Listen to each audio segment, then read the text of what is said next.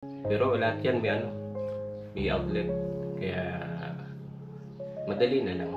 Mas maganda talaga yung may sariling kuryente. Okay na. Mas maganda nga yan kasi ang sponsor natin si Kuya BF Vlogs.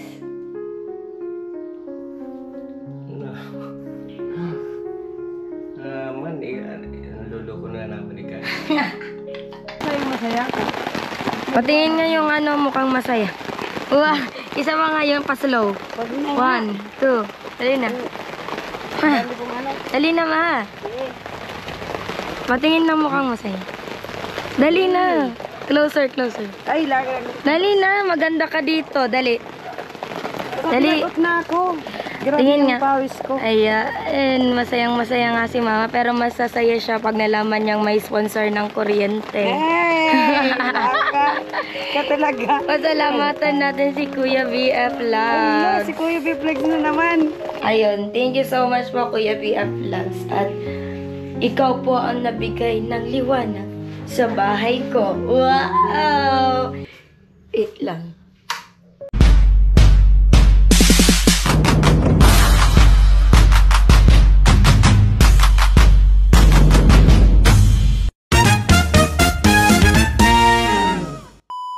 So, ayun mga kagana, ang aking pagbabalik. So, update po dito sa papakabit ng kuryente. Ano ba?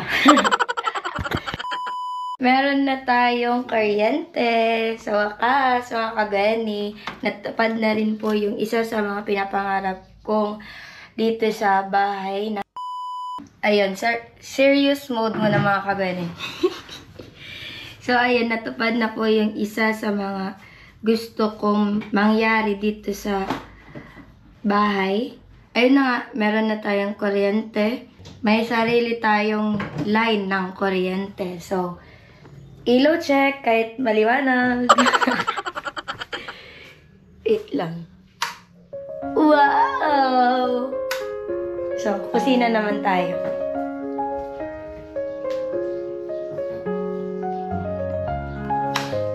Wow! Maliwanag ang buhay. Hi! So, next. Ay! Sa CR pala. Wait lang.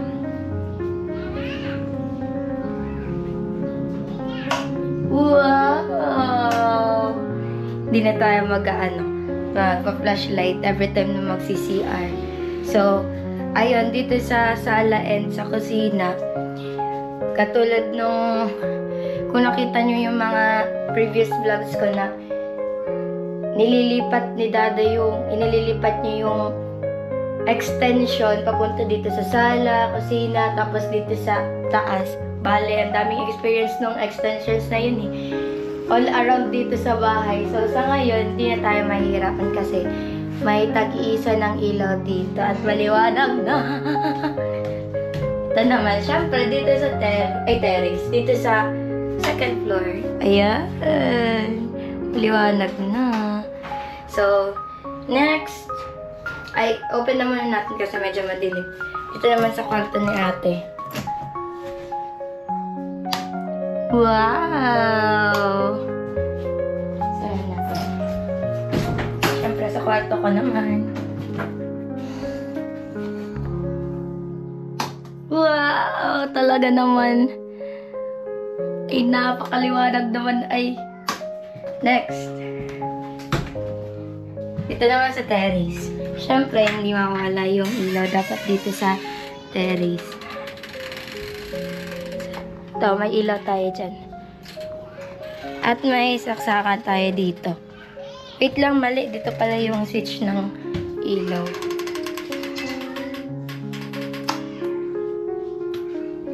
At ayun na nga. Ay. Super liwanag na. Wait lang, sarada muna natin dito. Kasi napakahangin dito sa taas. Kasi sa boulevard tayo mga kabenyo. Gilid. So, off naman na natin yung ilaw dito kasi umaga pa naman. Para tipid tayo sa resto.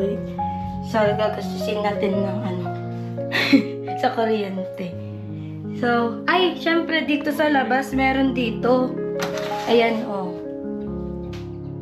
At tinulungan na nga tayo ni Dada. Wow! Balik tayo dito mga kagwen.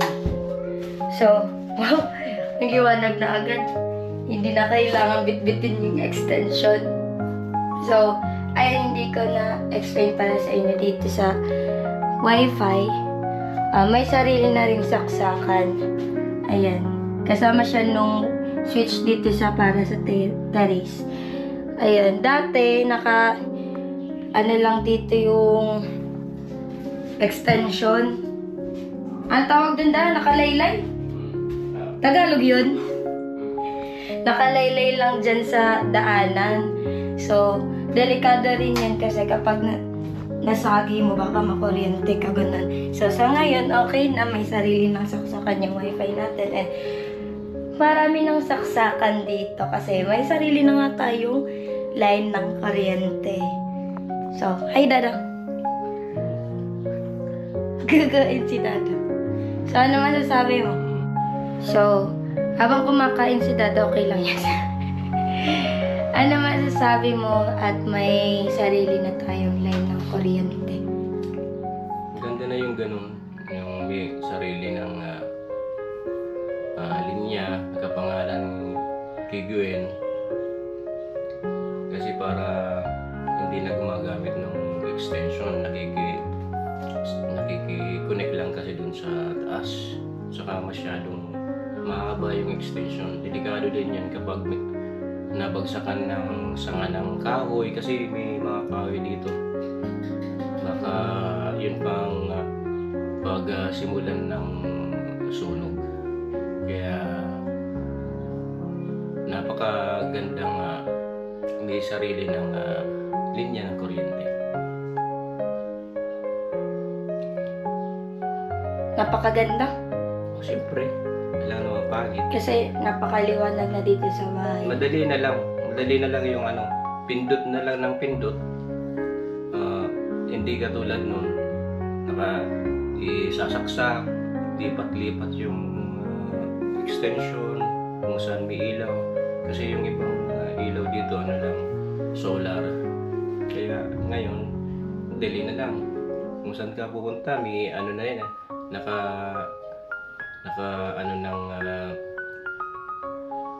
switch at saka may kasama pang outlet. Kada switch mayroong katabing outlet para kahit saan ka kung ano ba abutan ng lowbat yung cellphone mo, o doon na kaagad, madali nang hindi ka na kung saan pupunta. Sa taas o kaya doon sa kusina.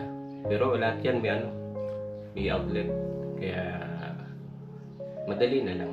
Mas maganda talaga yung may sariling kuryente. Okay na.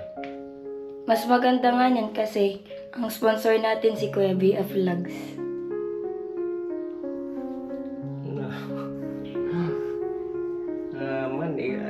Naluloko na naman ni Kaya. Ang nag-sponsor po niyan si Kuya BF Vlogs. Manoy, grabe grabe sorpresa na binibigay mo sa amin pala. Kasi si Angel, si Gwen, hindi naman nasusurprise. Kami yung nasusurprise. Kasi pinapalabas niya galing sa niya, revenue. Tapos yan pala galing kay Manoy BF Vlogs. Ayun ako. Hindi na wala nang mapaglagyan nung salamat. Kasi napakarami na. Saka patuloy pa rin. Kaya maraming salamat Manoy sa patuloy na pagsuporta kay Gwen sa amin para mapaganda tong bahay. May mga kulang dito ay na bibigay mo po, na sponsoran mo po. Kaya maraming salamat. Mga kagweni, nag-usap po kami niyan ni Kuya BF Vlogs ko. Yung about sa pagplan kung paano itago kung sino talaga yung sponsor niyan. So, part po yun ng prank. Kasi mahirap nang i-prank sila mama kasi sunod-sunod yung prank. Kaya yung about sa puzzle, sinabi ko na talaga na kay Kuya BF Vlogs. So, sa ngayon, nakita nyo na yung reaction ni Dada. Ang next naman si Mama. The next day. So, ayun, good morning mga kagwanin. Umaga na naman tayo kasi nabantay tayo dun sa Boulevard. And ayun, syempre, diretso tulog na kasi magdamagan nga tayo sa Boulevard. So, ayan, puntahan natin si Mama. Naglilinis sila dito sa bakuran. Ma, pagod ako. Namamaos pati ko kasi magdamagan na kami dyan sa taas. Pagod na si Mama. Naglilinis ako. Ayan, Kadami basura. dito ka ma. Bakit? Dito ka sa may bahay para maganda. Mansion ni Aling Maris. Ay, Aling Maris. Maraming kalat. Okay lang yan, lilinisan naman. So ma, kang umalis. Ano masasabi mong may kuryente na tayo? Siyempre, masaya na ako kasi may ilaw na. May sarili ng kuryente. Sarili ng linya. Oo. Sariling linya. Hindi na makikikabit. Hindi nakakabakaba sa mga di ba bawal kasi mag-connect. Pero, kukunik kami kasi doon naman yun sa bahay. Kaso, naano pa rin kasi hindi sa amin. Saka, ilaw lang yung pwedeng ikabit sa amin, hindi pwedeng ibang gamit. All around nga yung ilaw. Binibit-bit ni Dada. Ilaw lang. Hindi pwedeng mag-TV, hindi pwedeng ibang kagamitan. Hindi naman talaga tayo pwedeng mag-TV kasi wala tayong TV. Walang TV. Yung washing machine naman, sira na, umusok. Sa sobrang daming labahin, umusok. Pagod na siguro yun kasi 5 years na rin yun eh. Kinuha ko yun ng 2020. Yung pagkatapos, mamatay baga si baby. Tapos after 1 month, bumili ko ng washing machine. Kasi nakakapagod magwashing. Yun. Siyempre, masaya na ako na may mga saksakan na kami. Pwede na magpatugtog ng cellphone, i-charge. Kaya mag-charge ng mga cellphone nga. Maraming cellphone. Hindi nagpapacharge din. Libre lang. Nagpakabit din ako ng sobra. Yung ilaw na, mailiwanag na si Angel. Ay, pwede na tayong kumabit ng doon sa tindahan. Di ba may ilaw pag may ilaw na sabi na tayo? Oh, Naulan na mga kagwanin, wait lang. So ayun mga kagwanin, inulan na nga kami dito. Si Mama. Ano yung sinasabi mo mo? pwede na tayong mag-connect doon sa tindahan. Kasi yung yung solar natin madaling malubat pag walang init. Mga ilang oras pa lang madilim na.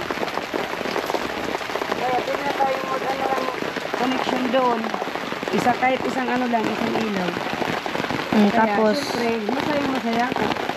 patingin nga yung mukhang masaya. Wow, isa pa nga yung pa-slow. Pwede na. 1, 2, dali na. Dali kong Dali na ma.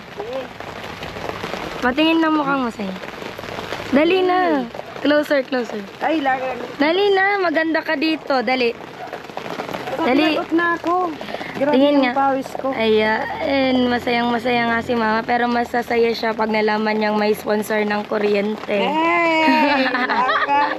Ka talaga. Pasalamatan natin si Kuya BF Ay, Vlogs. si Kuya Biflex na naman. Ay, maraming salamat po sa inyo. Sa walang sawang pagtulong po sa amin. Kaya araw, sabi ko naman, ika talaga. Iiyak na yan. Hindi naman kasi kakayanin ng sahod mo yun eh. Yun lang. Ilan lang yung nag-iisip na ako agad sabi ko, ano kaya magkakasya yung sa kuryente ni Gwen? Ang daming gastos doon, sabi ko. Tapos yung sahod niya, di nga kayang ano, baka kalahati lang. Kaya sabi ko, ay, may tinatago na naman tong ano sa akin. Dato lagay ka. Palagi mo akong napaprank, Gwen. Tapos ano pa, seryoso pang sahod niya yun kasi hindi. Pahingi ako ng ano, ay, hindi kasi ubos na. Pero ubos na talaga yung sa akin kasi ibinayad ko mga kagawin nung sa inutang kong double burner tapos gasol tapos yung etong tent, yun na yung binayad ko kay Buwan. Tapos yung sa ano 5,400 o ilan na. Tapos yung ibang pangangailangan din tapos binigyan ko rin si ate. Yun nga inisip ko, sabi ko, yung gasol pa nga lang, 5,400 yung sahod niya, wala nang 20. Sabi ko, ano gagawin dun? Sabi ko, saan kukuha siya ng ganyang kalaking pera na ano sa kuryente? Ay, Ay. yung sahod pinangbayad sa kautangan. Kaya Ay. dapat more uploads ka para dumami yung ano mo. Para kahit papano, lumaki-laki na yung sahod mo. At may mga iba pa tayong ano, kailangang bilhin. Oh, message mo kay Kuya BF Vlogs. Yan po, maraming salamat po sa walang sawang pag po sa amin at napakabuti po ng puso nyo. Yung puso lang. Siyempre, kasama na. Pag yung busilak ang puso mo, maganda yung ugali mo. Ganon yun. So, siyempre, pag may itim ang budhi mo, masama ang ugali mo. Ganon yun. Diba? So, ayun mga kagawin, nakita nyo na yung reaction ni Mama. So, success naman tayo. Success! Success ulit tayo mga kagawin sa pag-prank. Kasi Mama, hindi naman pwedeng prank kita, alam mo, di ba? Hindi na yun prank. Alam mo na yun, scripted, di ba? Nagsisinungaling na. Hindi yun. Part yun ng ano namin ni Kuya BF Vlogs. Para may twist yung content natin for today's video. Ganun lang yun. So, ang pangit naman kasi mga kagweni kapag scripted, unang-una ayaw ko ng content na scripted. Ano, tumulong sa amin. Kaya maraming salamat talaga. Walang sawang pasasalamat po. Ayun, thank you so much po Kuya BF Vlogs. At ikaw po ang nabigay ng liwanag sa bahay ko. Wow! Thank you so much po Kuya BF Vlogs. Walang sawang pasasalamat. So, palaging mag-iingat po, stay healthy, and ayun, pakamusta na lang po sa family mo po. Keep safe always po, and God bless you all. So, ayun mga kagwani na subaybayan nyo from the very start. Just be careful with my heart, Charis. From the very start. As in, simula nung tig-sponsoran kami ni Kuya BF Vlogs, andyan kayo para sumabaybay sa bawat episode ng mga vlogs ko. And maraming salamat po sa walang sawang support at pag-antay ng mga vlogs ko. Even though na nabibisi na ako dito sa Boulevard, andyan pa rin po kayong lahat. So, ayun mga kagweni, sana nag-enjoy kayo for today's video. So, ayun, hanggang dito na lang muna po at maraming salamat po. So, don't forget to like, share, comment, and subscribe my channel. And please click the notification bell for more updates. Thank you and God bless you all. Thanks for watching. Bye-bye. Thank you so much. Talagang super supportive ni Kuya. Dito sa bahay talagang sinusuportahan niya ako. Isunod mo ng ilaw. Ayan, isusunod na yung ilaw kasi nakakonect lang yan dun sa taas, dun sa bahay ni Lola. Kaya, ayan, tsaga-tsaga lang kami dito, wala pang kuryente. So, ayun, walang katapusang pasasalamat Kuya BF Vlogs. Lang. Wow! Wow! Liwanag ang buhay! Wow! Second floor. Ayan. Wow! Wow! Talaga naman. ayun na nga. At tinulungan na nga tayo ni Dada. Wow! Thank you so much po, Kuya BF Vlogs. At ikaw po ang nabigay ng liwanag sa bahay ko.